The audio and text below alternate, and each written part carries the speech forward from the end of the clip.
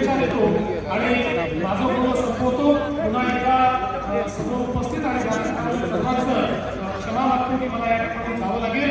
खूप खूप धन्यवाद। समोर उपस्थित आणि व्यासपीठावरील सर्वांचं क्षमा मागतो की मला या ठिकाणी जावं लागेल। खूप खूप धन्यवाद। जय हिंद, जय महाराष्ट्र। धन्यवाद साहेब।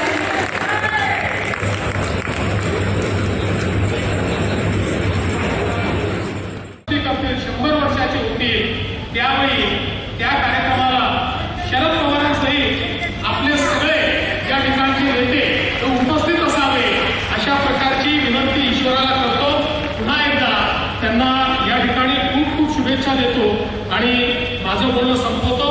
पुन्हा एकदा समोर उपस्थित आणि व्यासपीठावरील सर्वांचं क्षमा मागतो की मला या ठिकाणी जावं लागेल। खूप खूप धन्यवाद। जय हिंद, जय महाराष्ट्र। धन्यवाद साहेब।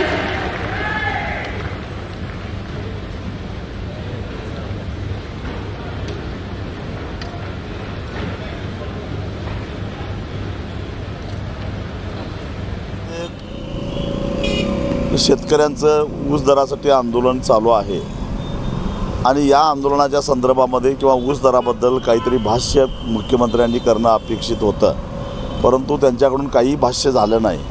म्हणून एका शेतकऱ्यानं मुख्यमंत्र्यांच्या भाषणाच्या शेवटी काही घोषणा देण्याचा प्रयत्न केला आणि पोलिसांनी त्याला ताब्यात घेतलं।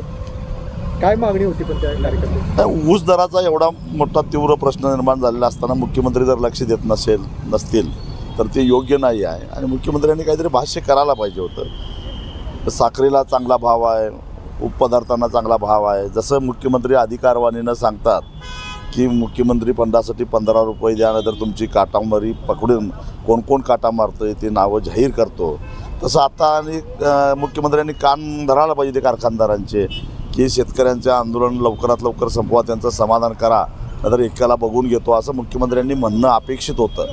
आता विमानतळावर जाताना ऊस सुद्धा टाकण्याचा हो, ती सुद्धा बातमी माझ्याकडे आलेली आहे, पण खात्री करून घेतो काही लोकांनी निदर्शनं केले तसं मला कळालं आहे।